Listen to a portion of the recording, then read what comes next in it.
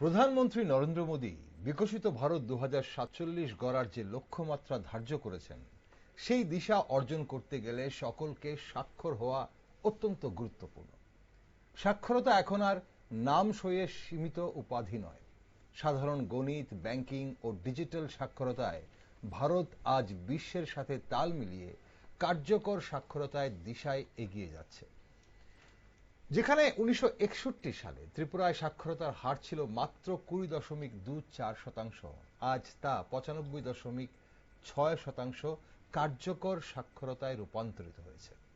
23 June সোমবার এক ঐতিহাসিক সন্ধিক্ষণে দাঁড়িয়ে ত্রিপুরাকে দেশের তৃতীয় পূর্ণ স্বাক্ষর রাজ্য হিসেবে ঘোষণা করে এই কথা বলেন রাজ্যের মুখ্যমন্ত্রী প্রফেসর ডক্টর মানিক সাহা।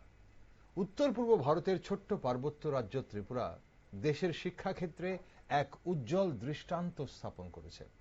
নবভারত সাক্ষরতা কার্যক্রম নিউ ইন্ডিয়া লিটারেসি প্রোগ্রামের অধীনে ত্রিপুরা রাজ্য সম্পূর্ণ স্বাক্ষর রাজ্যে রূপান্তরিত হয়েছে। মিজোরাম এবং গোয়ার পর ত্রিপুরা এই কৃতিত্ব অর্জন করল। এই অসাধারণ সাফল্য শুধুমাত্র প্রশাসনিক প্রচেষ্টাই নয়, বরং সাধারণ মানুষের ঐকান্তিক অংশগ্রহণ ও শিক্ষার প্রতি আগ্রহেরই ফল। 2022 সালে শুরু হয় নবভারত সাক্ষরতা কার্যক্রম, কেন্দ্র সরকারের একটি গুরুত্বপূর্ণ উদ্যোগ, যার লক্ষ্য ছিল 15 বছর ও তার ঊর্ধ্বে বয়স্ক নিরক্ষর জনগণকে মৌলিক সাক্ষরতা, সংখ্যাতাত্ত্বিক দক্ষতা ও ডিজিটাল সাক্ষরতা শিক্ষিত করা। এই কর্মসূচির আওতায় বিভিন্ন রাজ্যে প্রশিক্ষণ শিবির, শিক্ষা কর্মশালা এবং ডিজিটাল শিক্ষার প্ল্যাটফর্মের মাধ্যমে মানুষকে শিক্ষিত করার উদ্যোগ নেওয়া হয়। তাই আজ দেশের অনেক রাজ্যই হয়তো জানতে চাইছে ত্রিপুরার এই সাফল্যের মূল চাবিকাঠি কি, কিভাবে সম্ভব হলো এই মাইল ফলকে পৌঁছানো। তাছাড়া পূর্ণ স্বাক্ষর হবার ফলে রাজ্য কিভাবে লাভবান হবে, এই কৃতিত্ব কি ধরনের সামাজিক পরিবর্তনের ইঙ্গিত দিচ্ছে, আর আগামী দিনের এই ধারাবাহিকতা বজায় রাখার জন্য কি কি পদক্ষেপ নেবার প্রয়োজন রয়েছে। নমস্কার, আমি দীপেন আর আপনারা দেখছেন নিউজ ভ্যানগার্ড। সাক্ষরতায় ত্রিপুরার সাফল্যের জন্য সামাজিক ও অর্থনৈতিক কি প্রভাব পড়তে পারে সে বিষয়ে একটি গুরুত্বপূর্ণ আলোচনায় আজ আমার সাথে স্টুডিওতে রয়েছেন বিশিষ্ট শিক্ষাবিদ গৌতম মজুমদার এবং বিশিষ্ট সাংবাদিক মণিময় রায়। দুজনকেই স্বাগত অনুষ্ঠানে। গৌতমবাবু, প্রথমে আপনার কাছে আসি। একজন শিক্ষাবিদ হিসেবে কতটা গর্ববোধ করছেন পূর্ণ স্বাক্ষর ত্রিপুরা তৃতীয় রাজ্য দেশে? গর্ববোধ তো হওয়ারই কথা। আমরা ভারতবর্ষের একটা ছোট্ট একটা রাজ্য ত্রিপুরা রাজ্য, সে রাজ্যের মুকুটে আবার আর একটা পলক জোড়া হলো যে আমরা ভারতবর্ষের মধ্যে অন্তত সাক্ষরতায় একটা জায়গা করে নিয়েছি। গোয়া এবং মিজোরামের পর আমাদের স্থান এসে দাঁড়িয়েছে। তার জন্য একজন শিক্ষক হিসাবে বা এই রাজ্যের নাগরিক হিসাবে এটা গর্ব করারই কথা। এবং সারা ভারতবর্ষে যেভাবে সাক্ষরতা মিশন নিয়ে একই যোজনা চলছে, এটা তো সারা ভারত সরকারের একটা যোজনা, সে দীর্ঘকাল থেকে শুরু হয়েছে। তো সেই তুলনায় এবং একটু পিছিয়ে যদি আমরা চিন্তা করি, যেমন যেটা আপনি একটু আগে বললেন 1961 সালের সাক্ষরতার হার ছিল 20.24। আমি আরেকটু পেছনে যদি যাই, আমরা ভারতবর্ষ স্বাধীন হয়েছি 1947 সালে। সেই সময়কার পজিশন ছিল 12% লোক ছিল এর আওতায়, মানে 1947 সালে। আচ্ছা, মানে ত্রিপুরা রাজ্যে তখন না, ত্রিপুরা রাজ্য না, সারা ভারতবর্ষে 12%। ভারতবর্ষের শিক্ষার হার। আর আমাদের আজকের যে জায়গায় এলাম সেটা ওই পিছন থেকে যদি দেখি, এবং মানে আমাদের অনুচ্ছেদ 45-এ যেটা বলা হয়েছিল, যখন থেকে আমাদের সংবিধানের যে তারিখ থেকে চলন শুরু হবে তার 10 বছরের মধ্যে 6 থেকে 14 বছর বয়সীদের অবৈতনিক শিক্ষার আওতায় আনার জন্য একটা কথা তখনই বলা হয়েছিল। আচ্ছা, মানে ভারতবর্ষের সংবিধান রচনা যখন হয়েছে তখন এটাকে কিন্তু নিয়ে শুরু চর্চা হয়েছিল। কিন্তু বাস্তবিক ক্ষেত্রে দেখা গেছে যে বিভিন্ন কমিশন, বিভিন্ন কমিটি অনেক সময় গঠন হয়েছে, ঠিক ভাবে যে ভারতবর্ষের যে সাক্ষরতা বা শিক্ষার হারকে যে বাড়ানোর যে একটা প্রসেস, সেগুলো নিয়ে সঠিকভাবে কোনো দিশা কিন্তু তখনও পর্যন্ত হয়নি। আচ্ছা। যেটার কিছু একটা রূপরেখা আমরা পেয়েছি 1986 সালে যে জাতীয় শিক্ষানীতি যখন তৈরি হয়েছে, তখন কিন্তু দেখা গেছে যে এই কথাটা উল্লেখ ছিল যে এই এই জায়গাতে আমরা 6 থেকে 14 বছরের পরের যে বয়সটা, এদেরকে অবৈতনিক শিক্ষার আন্ডারে আনার একটা ফর্মুলা তৈরি হয়েছিল। ঠিক তখনও কিন্তু খুব বেশি সেটাকে নিয়ে কাজ কিন্তু শুরু হয়েছে। এটা একটা আমাদের সুখবর, যেটা ওই শিক্ষা নীতিতে এটা ইন্ট্রোডিউস হয়েছিল। মানে এটা হচ্ছে রাইট টু এডুকেশন, আমরা রাইট সব টু সময় এডুকেশনের আগে, রাইট টু এডুকেশন তো অনেক পরেই। তখন ছিল যেমন 1993-তে উন্নি কৃষ্ণানের উপস্থিতিতে যেটা হয়েছিল 21 নং ধারাতে রাইট টু লাইফ যেটা ছিল, রাইট টু লাইফটাকে রাইট টু এডুকেশন আজকে যেটা আমাদের চলছে সেটার সঙ্গে এটা কম্পাইল করা হয়েছে, যে এইভাবে জিনিসটাকে নিয়ে আগামী দিনে যাতে ভাবা হয়। এটা 1993-র কাহিনী। এইভাবে ধীরে ধীরে ধীরে ধীরে ধীরে ধীরে আমাদের রাজ্যের বা আমাদের দেশের যে শিক্ষা ব্যবস্থাকে যে আমূল পরিবর্তন করার যে চেষ্টা, সেটা এসে আবার এটাকে আরো একটু সর্বশিক্ষা অভিযানের যে রূপরেখাটা আসলে তৈরি হয়েছে, সেটা প্রয়াত আমাদের ভারতবর্ষের প্রধানমন্ত্রী অটল বিহারী বাজপেয়ীজিরই কিন্তু ইয়ের থেকে খুব জোর দিয়েছে যে আমাদের দেশে এই শিক্ষা ব্যবস্থাটাকে ইমপ্লিমেন্ট করতে হবে, যেখানে 46তম যে সংশোধন 2001 সালে, সেখানে কিন্তু এটাকে মৌলিক অধিকারের আওতায় আনা হয়েছে। আচ্ছা, এটা 46 সংশোধনের মাধ্যমে এটাকে আনা হয়েছে।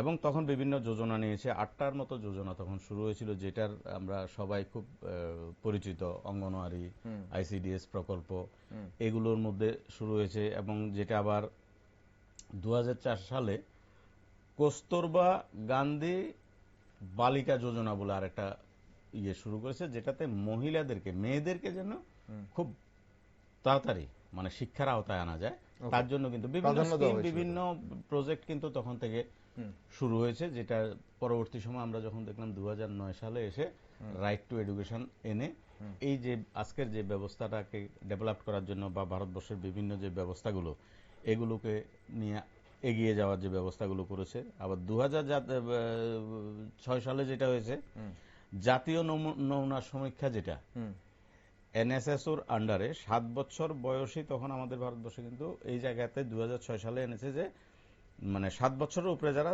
72% তখন সাক্ষরতার আওতায় এসে গেছে। আচ্ছা, আবার 7+ যারা, হ্যাঁ, পূর্ণবয়স্কদের মধ্যে 15 বছরের ঊর্ধ্বে যারা ছিল, সেটাকে আওতায় এনেছে 66% করে নিয়ে এসেছিল। 72 আর 66 এলো, মানে 15-এর উপরে যারা। 2006-এর ক্যালকুলেশন, ওকে, এনএসএসও যেটা সমীক্ষা বের করেছে। এইভাবে প্রতিনিয়ত একটার পর একটা কাজ হয়েছে। আবার 2009 সালে যেটা আরটিআই করার পরে 1.2 বিলিয়ন পরিবারকে, মানে 19 কোটির উপরে লোককে তখন এই আওতায় আনা হয়েছে, যে এটা যেন মানে এদেরকে স্পেশালি কিভাবে ট্যাগ করে মূল স্রোতে আনা যায়। এই যে পরিকল্পনাগুলো একের পর এক, মানে এই 19 কোটি তাহলে মানে ইলিটারেট ছিল, মানে আমরা যেটা বলছি, মানে আমরা যেটাকে স্বাক্ষর বলছি, ওদের ঠিক মানে অক্ষর জ্ঞান ছিল না, ওই ধরুন 1-2 জানতো না, মানে নিরক্ষরই ছিল এক কথায়। তো এদেরকে একটা টার্গেট করেছে, টার্গেট করে ধীরে ধীরে ধীরে ধীরে, কারণ একটা প্রজেক্ট যখন শুরু করবে, কিছু একটা টার্গেট নিয়ে তো শুরু করতে হবে, তো আমার কি পজিশন আছে সেই পজিশনটা দেখার জন্য এইসব বিভিন্ন সমীক্ষাগুলো করা হয়েছে। সমীক্ষার পরবর্তী, এটা 19 কোটি আপনি বললেন, এটা হচ্ছে কবে? এটা হলো 2009 সালে, মানে আরটিআইটা হওয়ার পরবর্তী টাইমে এটা দেখছে যে কি পরিস্থিতি ভারতবর্ষের, ওই পরিস্থিতিগুলো দেখে ধীরে ধীরে ধীরে ধীরে এটাকে নিয়ে এসএসএস এই শুরু হলো আস্তে আস্তে। এসএস এর মাধ্যমে এগুলোকে এই প্রকল্পের মধ্যে এনে কিভাবে ডেভেলপ করা যায় সেটা দেখেছে, যেটা আমরা রেজাল্ট পেয়েছি। মানে যদিও সর্বশিক্ষা শুরু হওয়ার সঙ্গে সঙ্গে 2000 থেকে 2010 পর্যন্ত সেটাকে টার্গেট রেখেছিল, 2010-এর মধ্যে সবাইকে এটার আওতায় আনতে হবে, এবং আনার জন্য যা যা পরিকল্পনা নেওয়া সবগুলো করেছে। যেমন 2011 সালে আমরা এসে দেখলাম কি 87.22 আমাদের ত্রিপুরা রাজ্যের সাক্ষরতার পজিশন ছিল। তখন কেরালা, মিজোরামের পরে কিন্তু আমাদের ত্রিপুরা রাজ্যের পজিশনটা আচ্ছা, এসে গেছিল, সেটা হলো 2011 সালে। এভাবে একের পর এক, তার পরবর্তী সময় 23 সাল, 23-24 সালে আমরা, তখনও 3 নম্বর ছিল ত্রিপুরা। হ্যাঁ, আমরা 93.7% এসে গেছি 2023-24 সালে। আচ্ছা, কারণ 2020 সালের পর থেকে ত্রিপুরা রাজ্য আলাদা কতগুলো স্পেশাল পদক্ষেপ নিয়েছে জানে। ত্রিপুরা রাজ্যের মানে ভারতবর্ষের মধ্যে ত্রিপুরা রাজ্যের একটা পজিশন যেন এসে যায়, তার জন্য যা যা পরিকল্পনা নেওয়ার, বিভিন্ন রকমের পরিকল্পনা নেওয়া হয়েছে। আর বর্তমান ভারত সরকার তো ডিজিটাল, গ্রামীণ ডিজিটাল যোজনার মাধ্যমে বিভিন্ন স্কিম চালু করেছে, যেটা আমাদের এই এবারে যেটা আমাদের ইয়ের মধ্যে এনেছে, যে বিভিন্ন সুযোগ সুবিধা পাওয়ার জন্য, সেই সুযোগ সুবিধাগুলোকে বর্তমান যে ডিজিটাল ইন্ডিয়ার আন্ডারে, ডিজিটাল গভর্নেন্সের আন্ডারে যেভাবে মানে শিক্ষা খাতে, শিক্ষার আওতায় যাদেরকে আনার জন্য, গ্রাম বাংলার মানুষরা যাতে শিক্ষার আওতায় আসে, আর মিনিমাম যে কতগুলো কর্মসূচি, যে এটা এটিএম ইউজ করা বা এটা মোবাইল ইউজ করা, যে নতুন যে ঠিক ব্যাংকে এখন সবকিছুর মধ্যে ব্যাংকের মধ্যে গিয়ে মোবাইলের প্রয়োজন ছোটখাটো পড়ছে। কিছু কাজ করা, মানে বিডিও অফিসে, মানে প্রশাসনিক লেভেলে বিভিন্ন কাজগুলো যেন ছোট ছোট ভাবে শিখতে পারে। শুধু যে সাক্ষরতা করলেই আমাদের মূল সমস্যার সমাধান হবে তা না, কারণ বর্তমান যুগের সঙ্গে তাল মিলিয়ে তার যে ব্যবস্থা, সেই ব্যবস্থাটাকেও কিন্তু করতে হবে। যেমন আমাদের 1947 সালের রেফারেন্সে যদি আমরা যাই, তখনকার পরিস্থিতি, 1960 সালের পরিস্থিতি, 70 সালে, ধীরে ধীরে ধীরে ধীরে এটা ডেভেলপ হয়েছে, কিন্তু 2000-এর পর থেকে সেটার একটা রূপরেখা আপনি পেয়েছে, আপনি বললেন, এবং আপনি বললেন বা অনেকটা বিস্তারিতই বললেন যে কি কি ভাবে এইভাবেই সাক্ষরতার হারটা এবং কিভাবে দেখা হচ্ছে, আমরা সে বিষয় নিয়ে আলোচনা করব যে কিভাবে এই সার্ভেগুলো করা হয়। কিন্তু ত্রিপুরা, যেটা আপনি বলছেন যে 2011 সালেও 87.22% ছিল, তারপরে 2023-24-এ 93-তে উঠেছিল। এখন এভাবে দেখা যাচ্ছে ত্রিপুরা বরাবরই যখন সাক্ষরতার দিকে আসে, ত্রিপুরা উপরের দিকেই থাকে। এবারও তৃতীয় স্থান দখল করলো ত্রিপুরা, এই যে সার্ভে হয়েছে সেই সার্ভেতে, উল্লাসের সার্ভেতে। এখন আসবো আপনার কাছে আরো একবার, যে এই যে ত্রিপুরার এই সাফল্যের মূল চাবিকাঠি কি, কিভাবে সম্ভব হয়েছে সে বিষয়টাও জানবো, কিন্তু তার আগে মনোমিতা রয়েছে আমাদের সঙ্গে। মনোমিতা, রাজ্যের জন্য এটা কতটা মানে গর্বের বা আনন্দের বলে মনে হয় যে আমরা আবারও মানে তৃতীয় রাজ্য যে যারা পূর্ণ স্বাক্ষর হলাম? এখানে তৃতীয় নেই আমরা, বেসিক্যালি এখানে আমরা, মিজোরাম আগে হয়েছে, 95 ক্রস করেছে মিজোরাম, গোয়া, আমরা ত্রিপুরা তৃতীয় রাজ্য যারা ক্রস করলাম। আসলে মূল বিষয়টা হচ্ছে এটা অত্যন্ত আনন্দের বিষয়, গর্বের বিষয় যে আমরা যারা লেখাপড়া নিয়ে থাকি, একটা স্টেট, আমার রাজ্য এগিয়ে চলেছে সাক্ষরতার দিক থেকে। আর এই সাক্ষরতার বিষয়টা যদি আমরা 1911 সালের সঙ্গে তুলনা, 1911 আমি বলছি, স্বাধীনতার আগে, সেখানে যদি তুলনা করি বা এখনকার মডার্নাইজেশনের সঙ্গে তুলনা করি, এখন সাক্ষরতা মিশনের বিষয়টা, আগে স্টেট লিটারেসি মিশন যেভাবে কাজ করত, এখন সেটা অন্যভাবে কাজ করতে হবে। তখন সব ক্ষেত্রেই এই ডিজিটাল ব্যাপার ট্যাপারগুলি ছিল না, যার ফলশ্রুতিতে নাম লেখা, একটু গণিত জানা, দু একটা ইংরেজি অক্ষর জানা, ইত্যাদি ইত্যাদি বিষয় ছিল। এখন এই সাক্ষরতা মিশনের পরিপ্রেক্ষিতে যে বিষয়টা এসছে, আমরা এই যে এই 95.60% যেটা আমরা করেছি, সাক্ষরতা করতে পেরেছি, এটা কিন্তু আমাদের অত্যন্ত আনন্দের বিষয়। আর এটা যে নতুন করেছি ঘটনাটা তা না। আচ্ছা, ত্রিপুরা রাজ্য সাক্ষরতার ব্যাপারে দীর্ঘদিনই ভারতবর্ষের ক্ষেত্রে একটা গুরুত্বপূর্ণ ভূমিকা নিয়ে এসেছে, আজকে নতুন কিছু না। কিন্তু আপনি শুনলে মানে দেখলে খুব ইয়ে করবেন, 1971 একটা ত্রিপুরা রাজ্য একটা গুরুত্বপূর্ণ জায়গায় ছিল বাংলাদেশ অ্যাগ্রেশনের সময়। ফলে প্রচুর মানুষ এখানে এনক্রোচ করেছেন, ঢুকেছেন, শরণার্থী, কিছু ব্যাক করে গিয়েছেন, কিছু থেকে গেছেন। তারপরে এই 1971 থেকে 1971 যদি আপনি আমাদের ইয়ে দেখেন, লিটারেসি রেট দেখেন, তাহলে দেখবেন 31% ছিল। আর যদি আমরা ত্রিপুরা, এবং আমি সেটা ত্রিপুরার ওপরেই বলবো, আমি সর্বভারতীয় ক্ষেত্রে যাচ্ছি না, এবং 1981 সালে সেটা গিয়ে দাঁড়িয়েছে 50.10, 50-এর বেশি 81 সালে, এই 10 বছরে। হ্যাঁ, এবং এই পর্যন্ত মানে ত্রিপুরা রাজ্যের যে লিটারেসি রেটের পার্সেন্টেজ যে অ্যাগ্রেসিভলি যে বেড়েছে, এর ভেতরে কিন্তু এই 10টা বছর কিন্তু সাংঘাতিক। আমি 10 বছরের কথা কেন বলি, কারণ এই লিটারেসির বিষয়টা মূল ঘোষণা দেওয়ার মালিক কিন্তু সেন্সাস ডিপার্টমেন্ট, মিনিস্টার সেন্সাস। যেহেতু 21 সালের আমাদের সেন্সাস হয়নি, সেহেতু এবারের যে আমাদের এই লিটারেসি প্রোগ্রামের যে বিষয়টা, এটা নেক্সট সেন্সাসে একটা গুরুত্বপূর্ণ ভূমিকা রিফ্লেক্ট করবে। এবং তার আগে আপনাদের একটা ঘটনা জানিয়ে রাখি, আপনারা দেখলেই ডিপার্টমেন্ট কালকে কেন এত বড় প্রোগ্রামটা করলেন, আমি মানে থেকে থেকে খালি ভাবছিলাম, আমাদের অন্যান্য সাংবাদিক বন্ধুরাও ব্যাপারটা নিজেদের ভেতরে আলোচনা করছিল, এই ঘোষণাটা হলে ভালো হতো এবং এরা যদি থাকতেন তাহলেও ভালো হতো। হয়তো অনেকে জীবিতও নেই। এই যে 2011 সালে যে গৌরববাবু বললেন যে 87.22, এই 87.22 এর ক্ষেত্রে কারা কারা এটার সঙ্গে যুক্ত ছিলেন আপনাদের মনে করে দিই। এখন 95% হলেই মানে 100% ধরা হচ্ছে, তো তখন এটা ছিল 80%। আচ্ছা, 80% ছিল। 80% থাকার সময়ে আপনাদের মনে রাখতে হবে, মানে এটা মনে করিয়ে দিই, এই যে 80%কে ধরে আমরা 87.22, ওই পার্সেন্টেজে কেরালা 1 নম্বরে।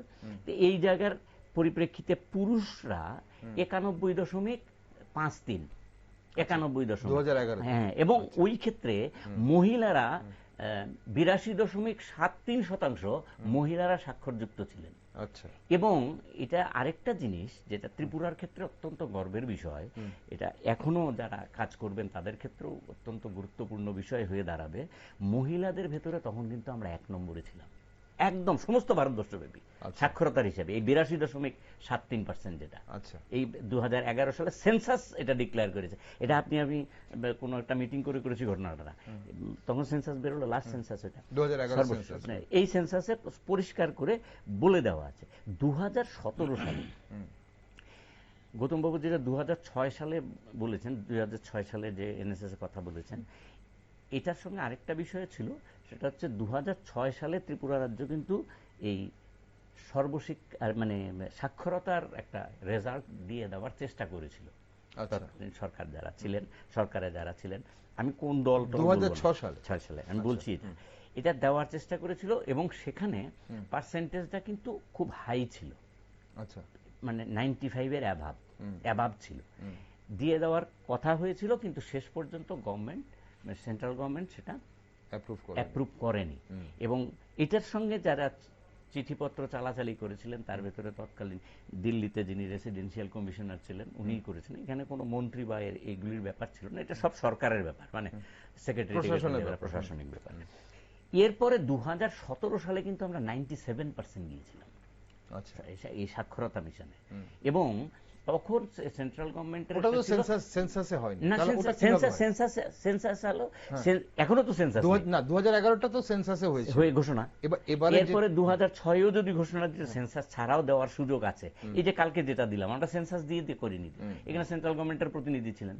তো এখন এই জায়গাগুলি কাজগুলি যে হচ্ছে আমাদের কাজগুলি, এগুলি একটা খুব এটা কিন্তু সাইন্টিফিক। এই যে কালকে ঘোষণাটা দিল, ঘোষণাটা যদি না দিত তাহলে আমরা অনেক রকম প্রশ্ন তোলার সুযোগ পেতাম। এখন ঘোষণাটা দিয়েছে, সেন্সাসের সঙ্গে আমরা মেলাবো, সেন্সাস যখন হবে তখন হয়তো একটু হেরফের হতে পারে। কেন? কারণ আমাদের এই মিশনের কাজটা তো বন্ধ থাকবে না, কাজ তো হতে থাকবে, একটু হেরফের হতে পারে, কিন্তু এটাকে কিন্তু মানে সাইফার করে দেওয়া যাবে না। 2017 সালের এটাকে সাইফার করে দেওয়া যেত না যদি 2021 সালে সেন্সাস হতো। 2021 তো সেন্সাস ইয়ের জন্য কোভিড নানান রকম কারণে হলো না। যাই হোক, এই 2017 সালের যে 97%-এর ঘোষণা সেন্সাস হল, 2021 হয়তো দেখতে পেতাম, যেটা পাইনি সেটা নিয়ে আর কথা বলে লাভ নেই। এখন যেটা হয়েছে, এই যে আমি যে কথাটা 19.1% আমাদের ওই যে 71 থেকে 81-তে আমাদের যে এই যে লিফটটা ছিল, এটা কিন্তু মোটামুটি আমরা ধরে রাখতে পেরেছি। 2001 থেকে 2000 যদি আপনি দেখেন, মানে পার্সেন্টেজটা দেখেন, 2001-এ আমাদের ছিল 73.70 লাইক দ্যাট, কেমন এরকম ছিল, এটা গিয়ে 87.22। এই যে 73 থেকে এটা প্রায় 14%, নিয়ার অ্যাবাউট 14%-এর কাছাকাছি, 13.52 অর লাইক দ্যাট এরকম। এবার কিন্তু পার্সেন্টেজের হিসাব যদি ধরি তাহলে কিন্তু পার্সেন্টেজটা তুলনামূলকভাবে কম, কিন্তু সেজন্য আমাদের যে মানে লক্ষ্যটা অস্থির হয়ে পড়েছে ঘটনাটা তা না, একেবারে ঘটনা। কারণ এই স্টেট লিটারেসি মিশনের মানে যে কাজটা শুরু হয়েছিল যখন স্বাধীনোত্তর ভারতবর্ষ থেকে যখন কাজটা শুরু হয় আস্তে আস্তে, তখন কিন্তু এবং সর্বশেষ যে 2001 সালের পর থেকেও সেটা ছিল, ক্লাস 1 and 2 এটা কিন্তু ইনক্লুডেড এটার ভেতরে, লিটারেসি প্রোগ্রামে তারা ইনক্লুডেড। এখন এই পদ্ধতি যেমন আমার কাছে নেই, এটা যদি থাকে যদি একটু দেন, যে পুরুষ এবং মহিলাদের ডিফারেন্সটা কালকে কত দেওয়া হয়েছে, এটা কিন্তু দেয়নি, কোনো প্রকাশিত হয়নি, আমার কানে আসেনি, হয়তো এরকম হতে পারে। কিন্তু এখানে কালকে যে আমরা 95.60 হলো, এতে পুরুষের পার্সেন্টেজটা কত, সংখ্যাটা কত, ইত্যাদি ইত্যাদি বিষয়। কারণ একটা সংখ্যায় একটু ঝামেলা হচ্ছে, প্রকাশিত সংবাদ থেকে যদি কেউ দেখেন তাহলে দেখবেন একটু যোগে একটু গন্ডগোল হচ্ছে আমার মনে হয়। কারণ আমরা যদি দেখি 2024-এর 17 foundational literacy and নিউমেরিসি assessment test যেটা হয়েছিল, সেখানে আপনি দেখবেন যে 4597 জন পরীক্ষা দিয়েছিল। আচ্ছা, ক্লিয়ার? এখানে 597, পাস করেছে 3581। বিউটিফুল, খুব ভালো বিষয়। সেই বছরই আবার 29শে ডিসেম্বর 14,179 জন পরীক্ষা দিয়েছে, পাস করেছে 13,909। 2025 মার্চে যেটা দিয়েছে, আমি ঘোষিত যেগুলি, এটা যেটা ঘোষণা হয়েছে, সেটা যেটা বললেন মুখ্যমন্ত্রী, সেটা থেকে 5,896 জন পরীক্ষা দিয়েছিলেন, 5,819 জন পাস করেছেন, এই প্রোগ্রামটাকে কভার করেছেন। এটার যদি আমরা যোগফল দেখি, দেখবেন যে হিসেবটা দিয়েছে 22,000 সামথিং। আচ্ছা, কেমন মানে পরীক্ষা দিয়েছে 22,000 আপনার, আর 23,184 জনের মতো এরকম, এবারে এরকমই কাছাকাছি একটা কিছু পরীক্ষা দিয়েছিলেন। সব মিলে দেখেন আসলে পরীক্ষা দিয়েছেন 24,672 যোগফল যদি আমরা করি। আচ্ছা, এবং পাস করেছে 23,309 জন। আমরা পার্সেন্টেজের হিসাব যদি মানে ইয়ে করি, কাছাকাছি দেখি, এটা কাছাকাছি চলে যায়, 93 পয়েন্ট সামথিং থাকে। এটাকে যদি আমরা ধরে রাখতে পারি, আগামী সেন্সাসেই তার প্রতিফলনটা বোঝা যাবে আগামী দিনে। কারণ এটা কিন্তু শুধুমাত্র এখানে এই যে আপনি হিসেবটা বললেন, এই যে প্লাস করলেন হিসেবটা, যদিও আমি এখানে প্লাস মাইনাস করে নিই, আমার সামনে হিসেব রয়েছে। এখানে যেটা বলছেন আপনি একবার যদি মিলিয়ে নেন, আপনি যেটা বলছিলেন যে as a result of implementation of the 93.7% on March 17, যেখানে 4,597 জন পরীক্ষা দিয়েছে। তারপর পাস করেছে 3581, ওকে, তারপর হচ্ছে 14,179 জন পাস করেছে, 13,909, মানে 13,909। আমরা মাইক্রোফোন থেকে তোলা তো এদিক ওদিক হতে পারে, হ্যাঁ, আপনি মিলিয়ে নিতে পারেন। আর এদিক থেকে মার্চের এটা খুব বেশি 5,896, আর এখানে পাস করেছে 5,819। এগুলি যদি মোটামুটি যোগফল করলে ওই 24,000 সামথিং হয়। তো ওখানে টোটাল যোগফলটা একটু সমস্যা হয়েছিল। হাওয়ার তো এখন এগুলি খুব গুরুত্বপূর্ণ বিষয় না, বিষয়টা হচ্ছে যে কাজটা আমরা কতটুকু এগিয়ে নিয়ে যেতে পারলাম। ঠিক, ওকে, কাজটা আমরা কতটুকু এগিয়ে নিয়ে যেতে পারলাম। আর যেটা বলছিলাম যে এই যে মাইল ফলক, এই যে ত্রিপুরা আবার তৃতীয়, আমরা আবারই বলছি কারণ আপনাদের দুজনের কথা থেকেই বের হচ্ছে যে আগেও ত্রিপুরা এই মাইল ফলক এসছে, তৃতীয় স্থানে ছিল, আগেও ত্রিপুরা পূর্ণ স্বাক্ষর হয়েছে। এখন এটা ক্রেডিট গৌতম বাবু কিন্তু নিতে পারেন, উনি প্রশাসন চালিয়েছেন, মানে দ্যাট ইজ স্কুল প্রশাসন চালিয়েছেন, একদম শিক্ষকতা করেছেন, একদম হেড অফ দ্য ইনস্টিটিউশন ছিলেন, ফলে উনি ক্রেডিটটা দাবি করতে পারেন।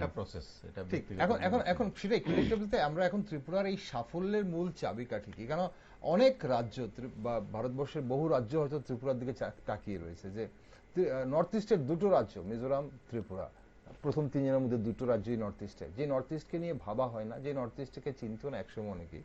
তো এখন সেই নর্থ ইস্টের একটা রাজ্য ত্রিপুরা যখন এভাবে পূর্ণ স্বাক্ষর হয়, তখন এর সাফল্যের মূল চাবিকাঠি কি, কিভাবে সম্ভব হয়েছে এই মাইল ফলক পৌঁছানো, সেটা জানার বিষয় রয়েছে। গতকালকে মুখ্যমন্ত্রী যেটা বলছিলেন যে উল্লাস নবভারত সাক্ষরতা কার্যক্রমে 943টি সামাজিক চেতনা কেন্দ্রের 2,228 জন স্বেচ্ছাসেবকের মানে অদম্য প্রচেষ্টায় এই অসাধ্য সাধন সম্ভবপর হয়, এটা মুখ্যমন্ত্রী বলেছেন। এছাড়া মানে আর কি কি কারণ ছিল, বিশেষ করে আপনি বলুন গৌতম বাবু। এটা তো যেটা আমাদের রাজ্যের মিশন, সরকারি মিশন, সেটা ঠিক আছে যে উল্লাস নবভারতের যে সিস্টেমের মধ্যে এসে সামাজিক চেতনা কেন্দ্র 943টা, এবং জনসেবক যেটা শিক্ষক হিসাবে কাজ করেছে 2228 জন। এছাড়াও কিন্তু বিভিন্ন শিক্ষকরা বিভিন্ন শিক্ষা প্রতিষ্ঠান বা বিভিন্ন সমাজের যে বিভিন্ন শ্রেণীর লোক, কলেজ পড়ুয়া হোক, যেমন আমি অনেককে জানতাম যে কলেজের হয়তো মানে ছাত্র কলেজে ভর্তি হয়েছে, ওর দাদু ঠাকুমাকে ও ঘরে বসিয়ে এগুলো শিখিয়েছে। এগুলো আমাদের সঙ্গে গল্প করতে করতে আমরা অনেক সময় এগুলো শুনতাম। তার মানে কি, সমাজের প্রত্যেকটা শ্রেণীর লোক এই যে শিক্ষাটার যে একটা প্রয়োজনীয়তা রয়েছে, বা যারা বৃদ্ধ হয়তো 50, 60, 70, 80 বছর বয়সও মানে শিখার জন্য যে চাইছে, কারণ ওর যদি কোনো নাতির কাছে যদি জানতে চায়, ও শিখিয়ে দিচ্ছে ঘরের মধ্যে, উঠানে বসে বসে হয়তো, মানে সেটাও শিক্ষা হচ্ছে, সেটাও শিক্ষা। পাড়ার হয়তো 10 জন লোক, বয়স্ক লোক এসছে, ওই দাদু ঠাকুমার সঙ্গে বসে বসে ওই ছেলেগুলো, ওই মেয়েগুলো, ওই নাতি নাতিনরা ওরা ওদেরকে শিখিয়ে দিচ্ছে। তার মানে কি, জনগণের মধ্যেও কিন্তু একটা সচেতন আসছিল যে আমি কিছু শিখতে হবে, আমার কিছু একটা ওয়ার্ড আমাকে জানতে হবে। তার মানে প্রত্যেকটা মানুষের যেমন মানে শিখতে চাইছে, ওদেরও একটা আগ্রহ ছিল, পাশাপাশি সমাজের প্রত্যেকটা অংশের জনগণ কিন্তু এটাতে ইনভলভ।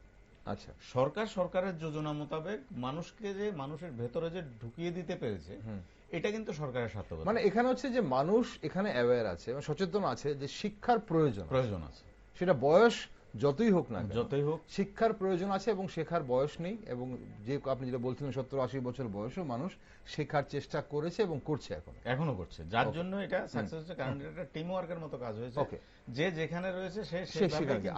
আর কারা, আর কোন কোন দিকের মানে, আর এছাড়া বিভিন্ন যে সামাজিক সংগঠনগুলো রয়েছে, ওরাও কিন্তু এসব কাজের মধ্যে ইনভলভ রয়েছিল। বিভিন্ন এনজিও গুলো রয়েছে, এরাও বিভিন্নভাবে সমাজকে সবসময় সচেতন করার জন্য, বিশেষ করে ত্রিপুরা রাজ্যের ক্ষেত্রে, যেটা একটু আগে মনিমদা বলেছেন যে আমাদের ত্রিপুরার কোনো একটা কিছু যদি আমরা যদি ভালো দেখি সারা ভারতবর্ষের মধ্যে, তখন আমাদের মধ্যে একটা আলাদা একটা গর্ববোধ হয়। তো এই ক্ষেত্রে আমরা দেখি কি, ত্রিপুরা রাজ্যের ছেলে মেয়েরা কিন্তু বাইরে যখন যে কোনো জায়গায় যায়, ওরাও কিন্তু সাকসেস হয়। কারণ তার মানে কি, ত্রিপুরা রাজ্যের প্রত্যেকটা মানে নাগরিক বা আমাদের ছাত্র সমাজ বলি, ওরা কিন্তু এখান থেকে অনেক কিছু শিখে যায়। আর এটা আমার কাছে মাঝে মাঝে মনে হয় এটা একটা আরেকটা দিক রয়েছে। এই যেমন মিজোরাম, গোয়া, আমাদের ত্রিপুরা, এর রাজ্যগুলো ছোট, একটা সাব ডিভিশন অফিস হলে কি হয়, এটা সারাউন্ডিং এরিয়ার মধ্যে সবাই মোটামুটি জানে এটা একটা এসডি অফিস। ঠিক আপনি বাইরে যান, কলকাতাতে যান বা বোম্বে যান, দিল্লি যান, কোথায় সাব ডিভিশন অফিস, ওইখানকার যে ছেলে মেয়েরা আছে ওদের কিন্তু ওই নলেজ গুলো নেই। সাব ডিভিশন অফিসে কি কাজ হয় ওরা জানে না, কিন্তু আমাদের রাজ্যের প্রত্যেকটা ছেলে জানে বিডিও অফিসের কাজ কি, এটা কাউন্সিল কর্পোরেশনের কাজ কি। আমাদের রাজ্যের এরা যত স্পিডি জানতে পারে বা শিখার অভিজ্ঞতা আছে, এটা পোস্ট অফিস জানে না অনেক জায়গায় আমি দেখেছি। আমাদের এখানকার পোস্ট অফিসটা চোখের সামনে গ্রামে এখানে রয়েছে। মানে এই ব্যাপারে তাহলে স্থানীয় প্রশাসনের একটা বিশাল ভূমিকা রয়েছে এই বিষয়ে, এবং প্রত্যেকে কাজ করে। যেমন বিডিও অফিস থেকেও কাজ একদম, পঞ্চায়েত থেকে শুরু করে নগর পঞ্চায়েত থেকে শুরু করে বিভিন্ন রকমের যত ইউনিট রয়েছে, এই গ্রাম সভা থেকে শুরু করে প্রত্যেকে এসব কাজে কিন্তু কম বেশি ইনভলভ হয়। আরেকটা জিনিস হচ্ছে এই যে ডিজিটাল প্ল্যাটফর্ম, আমরা এখন আমাদের অনেক কিছু ডিজিটালি হয়, ডিজিটাল প্ল্যাটফর্ম। আপনি কিছুক্ষণ আগে ই গভর্নেন্সের কথা বলছিলেন, তো মানে সরকারি কাজ হয় এখন ডিজিটালি, বা আমাদের ব্যাংকের অনেক কিছু ডিজিটালি হচ্ছে। আমরা না চাইলেও আমাদের জোর করে হলেও শিখতে হচ্ছে। এখন মোবাইল ব্যবহার করতে হচ্ছে, কেন আর 5 জন মানুষ মোবাইলের উপর নির্ভরশীল হয়ে পড়ছেন। সেই জায়গাটাতে একটা জোর করে শিক্ষা আমাকে গ্রহণ করতেই হচ্ছে। আগে না হলেও চলতো, কেউ হেল্প করে দিত, এখন সেটা করতে হচ্ছে শিক্ষা। এই যে হ্যাঁ ঠিক আছে, এটা একটা প্রেশারের মতো, প্রেশারে তাড়াতাড়ি শিখলাম, কিন্তু প্রেশার হলো আমি কিন্তু শিখে গেছি, আমি শিখলাম। প্লাস দ্বিতীয় কথা হলো, যেমন একটা আমি যদি ব্যাংকের কথাই বলি, ব্যাংকে গিয়ে ঝুঁকি লাইন করে দাঁড়িয়ে থাকতে আমরা আজকে থেকে 10 বছর আগে দেখেছি। লাইন দিয়ে মানে শুধু টাকা তোলার জন্য। যেমন পেনশনার যারা রয়েছে ওদেরকে প্রায় দেখতাম লাইন দিয়ে দাঁড়িয়ে রয়েছে। এটা নিয়ে ব্যাংকের মধ্যে আজকের দিনে কেউ যেতে হয় না, ব্যাংকে যেতে হয় না।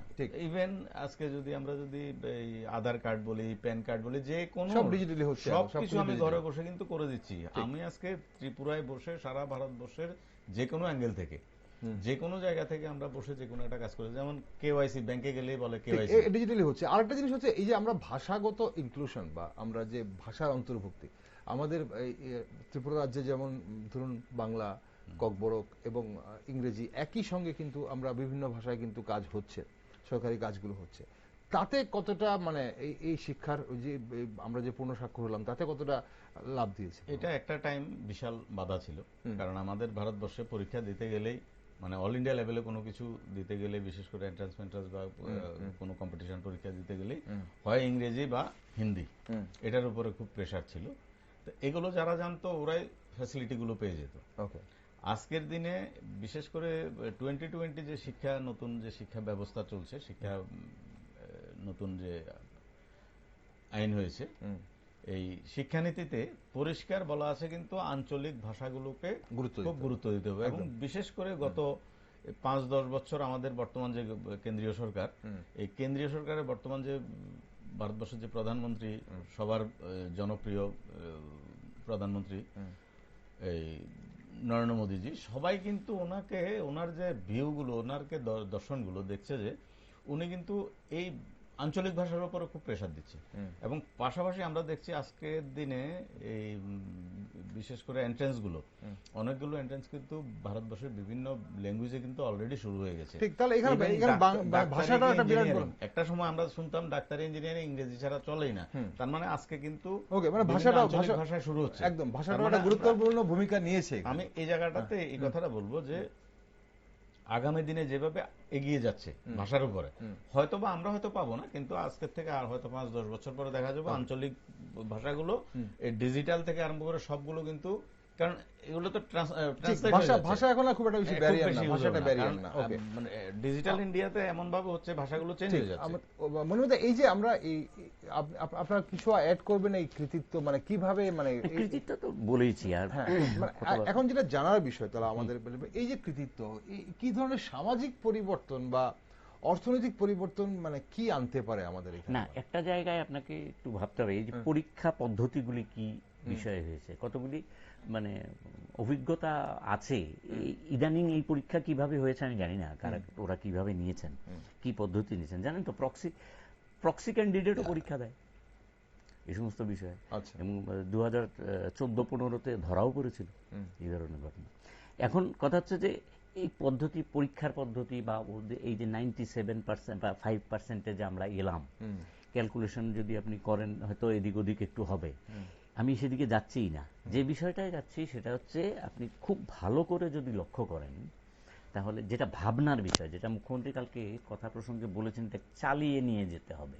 ওনার কতগুলি উনি যতটা সময় পেয়েছেন তার ভিতরে ওলট পালট করে দেখে উনি, তার নজরে নিশ্চয়ই এসে, নাহলে এই শব্দটা উনি ব্যবহার করতেন না। আপনি দেখবেন আমাদের যে এই, আমি যে 2001 থেকে 2011-তে আমাদের যে পার্সেন্টেজ অফ 13 পয়েন্ট সামথিং বা 14% মানে 13.52 মতো, এইটা এই 2011 থেকে 2025 এই 14 বছরে 8.38 এগিয়ে দাঁড়িয়েছে। আচ্ছা, এত অ্যাগ্রেসিভলি আমাদের মানে সমস্ত ডিজিটালি অনেক কিছু হয়ে গিয়েছে। এখন এই পদ্ধতিটা কেন আরো বাড়ানো গেল না, এই বিষয়টা কিন্তু চিন্তার মধ্যে আসতে হবে। আর যেটা আঞ্চলিক ভাষার কথা, এটার ভিতরে একটা ইনক্লুড হতে পারে যারা কাজগুলি করছেন এখানে যে সমস্ত স্বেচ্ছাসেবক বাহিনী যাদের দেওয়া হয়েছে, যারা কাজ করেছেন প্রায় 2228 জনের মতো, এরা যারা কাজ করেছেন তাদের ক্ষেত্রে হয়তো পাহাড় অঞ্চলের ভেতরে ল্যাঙ্গুয়েজ কোনো প্রবলেম হয়েছে কিনা, ককবরোজ ল্যাঙ্গুয়েজ বা অন্যান্য ল্যাঙ্গুয়েজ, এগুলি তাদের ভেতরে কোনো সমস্যা হয়েছে কিনা, এটা এই যে পার্সেন্টেজ কম হওয়ার পেছনে আমরা দেখছি যে মানে 95%-এর কাছাকাছি চলে গেছি, বা 90% ক্যালকুলেশন করলে কিন্তু একটু সমস্যা হবে দেখবেন। এখানে কেন এগুলি হচ্ছে আমি জানি না, এটা পরবর্তী সময়ে ব্যাপারটা ক্লিয়ার করবেন ওনারা। কিন্তু এই 2001 থেকে 2011 পর্যন্ত এই সাক্ষরতার হার যেখানে 13.52 ছিল, এটা কেন এই জায়গায় চলে এলো, নিশ্চয়ই আমার ধারণা শিক্ষামন্ত্রীর নজরে এড়ায়নি, যার জন্য তিনি বলেছেন এটাকে আরো ব্যাপকভাবে এই যেটাকে চালিয়ে নিয়ে যেতে হবে।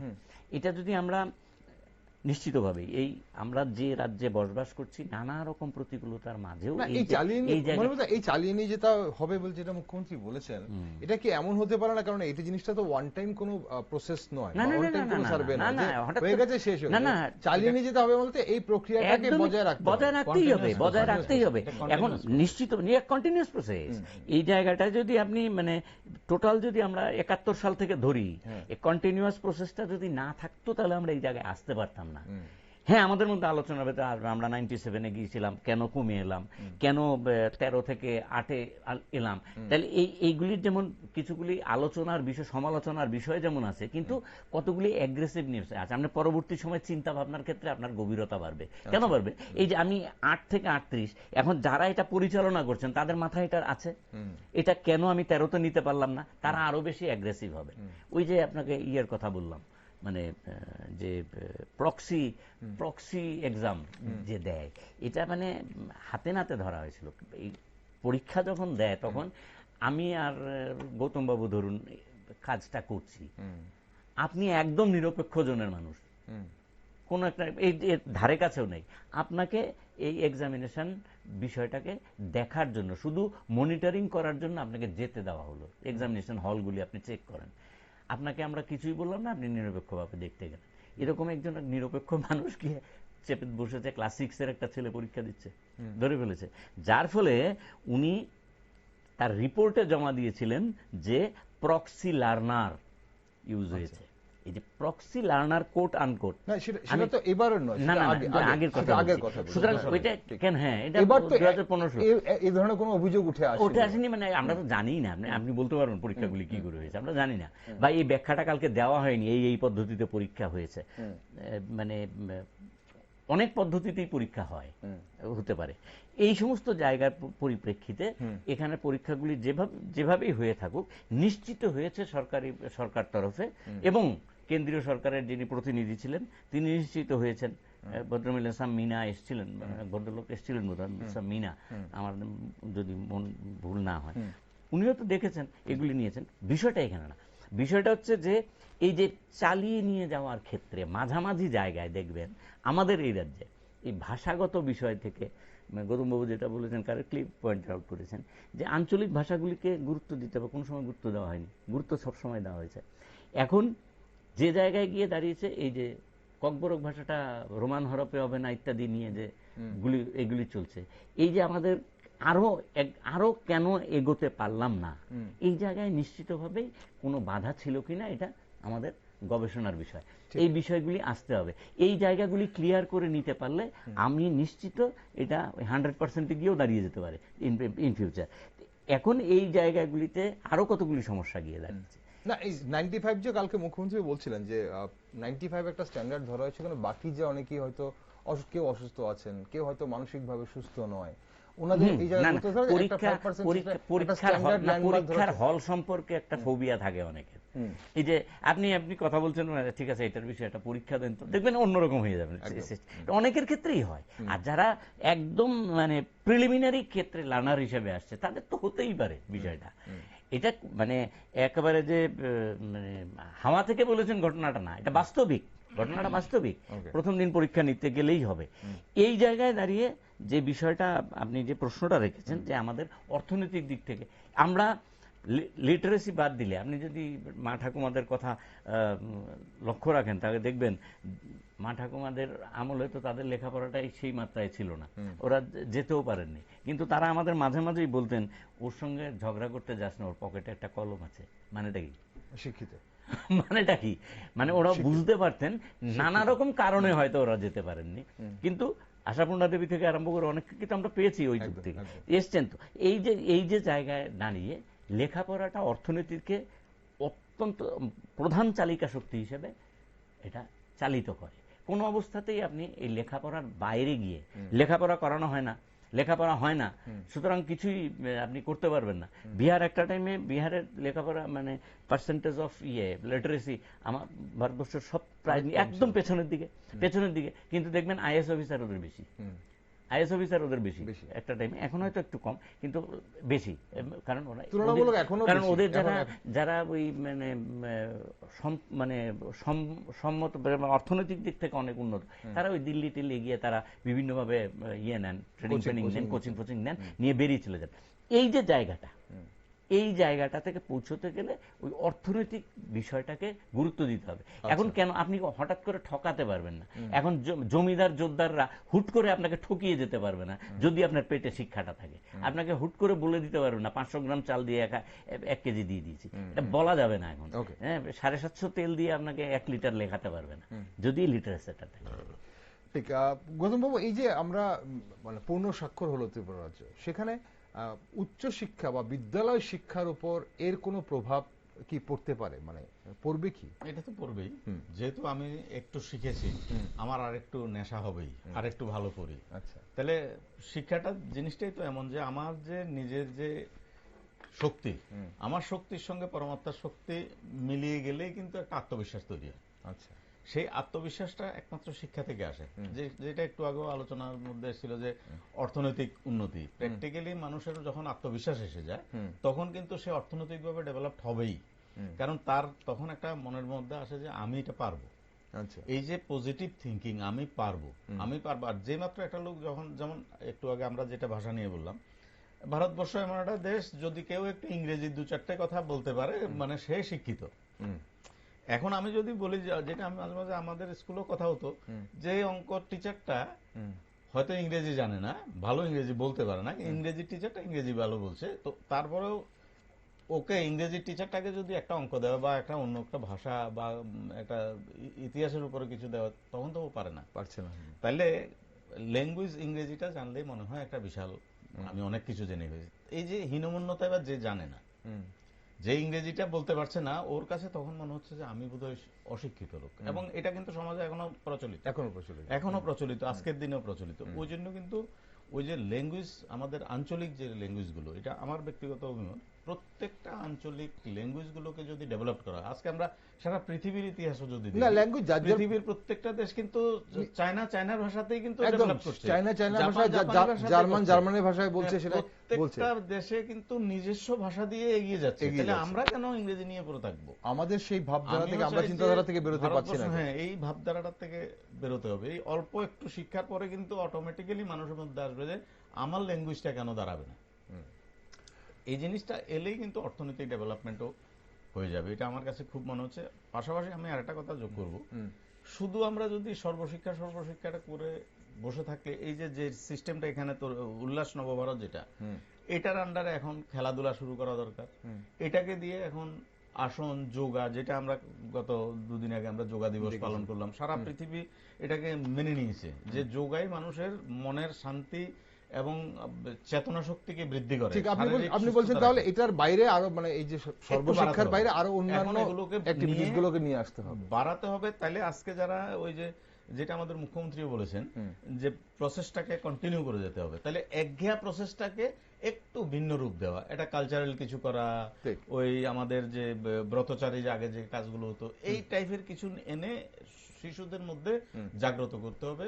সেই আমরা অনুষ্ঠান একদম সময় ফুরিয়ে যাচ্ছে, অনুষ্ঠান শেষ পর্যায়ে এসে গেছি। ত্রিপুরার এই সাফল্যে মনোদা ভারতবর্ষের অন্যান্য রাজ্যগুলোকে কি বার্তা দিচ্ছে ত্রিপুরার এই সাফল্য? ইচ্ছে করলেই করা যায় সাক্ষরতা মিশন। আপনি যে ওই শুধু একবার না, আপনি অনেকবারই বলছিলেন, অনেকবারই আপনারা বললেন যে ত্রিপুরা এরকম স্থানে এসেছে। হ্যাঁ, অনেকবারই এসেছে। আমরা মানে শিক্ষার ক্ষেত্রে আমরা যে এই রিসেন্টলি যে জিনিসটা আপনি কালকে আপনার আলোচনায় আমি শুনছিলাম যে ইউনিভার্সিটি লেভেল, এটা কিন্তু একটা চিন্তার বিষয়, এটা ভাবতে হবে।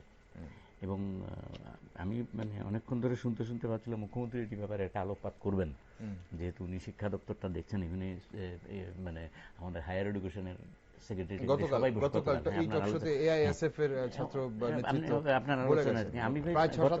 গতকালের অনুষ্ঠানে আমি ভেবেছিলাম মুখ্যমন্ত্রী একটা আলোকপাত করবেন। এই যে ইউনিভার্সিটির বিষয়টা একটা ভয়াবহ বিষয়, এবং আমাদের মানে 28 থেকে 30,000 স্টুডেন্ট ইয়ে হয়ে যাবে, মানে বেকায়দায় পড়ে যাবে, এমএতে ভর্তি হতে পারবে না। আপনি যে মানে যে বিষয়টাকে আলোকপাত করেছিলেন, তারা পলিটিক্যাল সিস্টেম কি বলেছে সে আলাদা কথা। আমি যেটা বলতে চাচ্ছি যে এটা কিন্তু লাস্ট ব্যাচ অফ সিবিসিএস এর। হুম, এই যে লাস্ট যে 3 ইয়ার্স ডিগ্রি কোর্সের এটা কিন্তু লাস্ট Last ব্যাচ। batch, হুম। এবং আপনি সবচেয়ে আশ্চর্য হবেন, এমবিবি ইউনিভার্সিটির যারা 6 সেমিস্টার তারা কিন্তু একটা সুযোগ পেয়ে গেলেও যেতে পারে, কিন্তু ত্রিপুরা ইউনিভার্সিটির আন্ডারে যারা আছে তারা পাবেই না, একদম পাবে না। এবং ওখানেই 28 থেকে 30,000 স্টুডেন্ট ইয়ে হয়ে যাবে, এফেক্টেড হয়ে যাবে এমএতে। ওকে, অনুষ্ঠানের সময় ফুরিয়ে গেছে, ফলে- মধ্যে আমি সেই বিষয়টা নিয়ে, হ্যাঁ বলুন। ফলে এই যে আমরা যে লিটারেসি মিশনের কথাটা আলোচনা করলাম, স্বাভাবিকভাবেই আমাদের মনে একটা মানে ধাক্কা খেয়ে যায়, তাহলে এত পরিশ্রম করা হলো।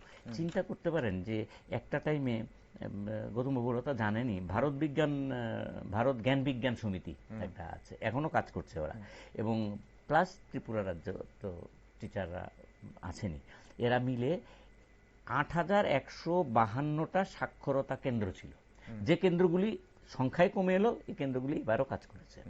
এবং 8,154 জন শিক্ষক যারা বছরের পর বছর ধরে অক্লান্ত পরিশ্রম করে কিন্তু ত্রিপুরা রাজ্যের লিটারেসি এই প্রোগ্রামটাকে এই জায়গায় এনেছেন।